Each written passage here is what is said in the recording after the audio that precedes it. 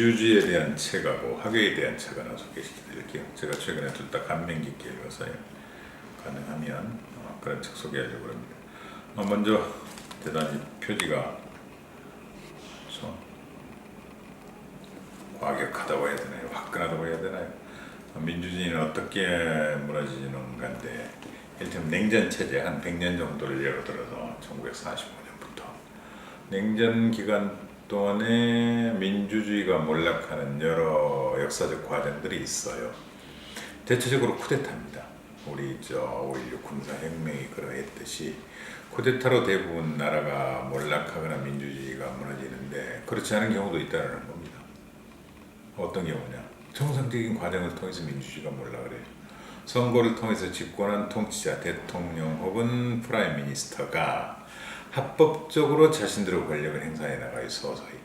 그러니까 사법부를 장악하고, 그 다음에 국가폭력에 대한 합법적인 권력들, 경찰, 검찰, 군대, 정보기관, 국세청, 감사원, 이런, 그다음 공정위 이런 경찰권을 가진, 사법경찰권을 가진 이런 기관들을 차근차근 장악해 나가면서 합법적인 권력을 행사하는 겁니다.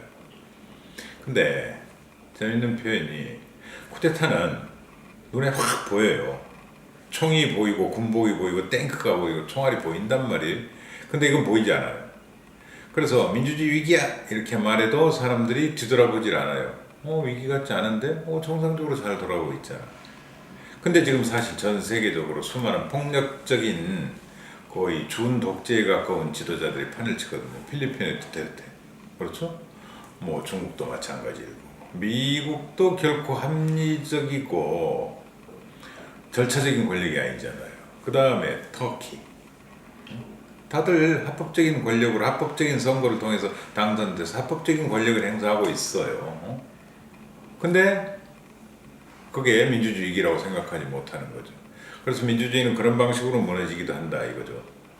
그러면 미국 역사를 볼 때, 미국 사람이 쓴 책이라서, 하버드대 정치학과 교수인 스티븐 레비츠키하고 데니얼 지블렛이 썼어요. 원래 맨 처음 발상은 트럼프는 민주주의에 위협이 되는가? 트럼프 현상을 보고 쓰기 시작을 했죠. 그래서 전 세계적인 사례 분석으로 일어났는데, 결국 이제 기본적인 틀은 미국 헌법에 기반을 두겠죠. 미국은 헌법국가니까. 가장 중요한 건 두 가지라는 겁니다. 하나는 관용이라는 거죠. 관용이 제일 중요하고, 두 번째는 제도적 자제라는 거예요. 그러니까 관용은 상대방을 인정하는 겁니다. 나와 다른 생각을 용인하는 겁니다. 나는 너와 생각이 다르지만, 너는 그 생각 자체를 난 존중해. 그렇다고 내가 그게 동의하는 것은 아니야. 존중해야죠. 저 사람도 마찬가지로 나를 존중해야죠. 그게 민주주의거든요. 민주주의는 각기 다른 생각들이 서로 경쟁하는 제도니까. 그렇죠? 때로는 그리고 다수파가 소수파가 되고 소수파가 다수파가 된단 말이에요. 관용이 가장 중요해. 상대방 정당의 존재를 인정을 해야 돼요.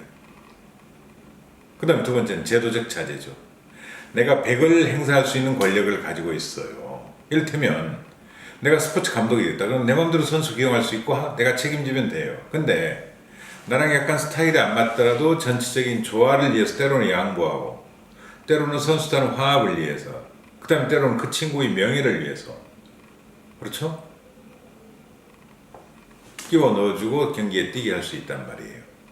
제도적 자제라는 거죠. 내가 가진 권력을 100% 활용하지 않는 거. 며칠 전에 대한민국 가장 제가 존경하는 원로 사학자 한 분이랑 저녁을 먹다가 이런저런 이야기를 하다가 이런 말씀했어요. 시민들이 잘한다 할 때 내가 진짜 잘하는지를 되돌아봐야 된다. 사실은 그게 칭찬이 아니거든. 격려일 수도 있고 경고일 수도 있거든. 이런 말씀을 하셨어요. 그래서 굳이 부연 설명하지 않아도 느낌이 있으시겠습니다만, 내가 가진 권력, 합법적인 권력을 위해서 마음껏 사용하는 건 아니에요. 그 다음에 상대방의 존재를 인정을 해야 돼요. 근데 이 제도적 틀, 이 원칙이 깨져버리면 승자 독식 구조가 이루어져요. 그럼 서로 간에 맞교환하는 펀치가 갈수록 강해져요. 게임으로 만들어버려요. 상대방을 존중하지 않아요. 통합이 아니라 분열이 이루어지는 거죠. 이게 이제 미국 정치고 다른 나라 대부분 위험한 국가들의 정치라는 건데, 어떻게 해서 이런 방식으로 민주주의가 무너지는지, 민주주의 위기 신호는 뭐가 있는지 저는 아주 재밌게 읽었어요. 아주.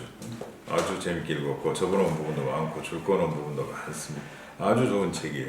두 번째는 짧게 해야죠 이제. 화교가 없는 나라라는 책인데요. 우리 다들 그 이야기 하잖아요. 명동성당 누가 지었는 줄 아세요? 화교들이 와서 지었어요. 화교 노동력으로.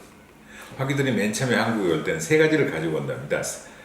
삼파도 그래갖고 세 가지 손에 쥐는 칼.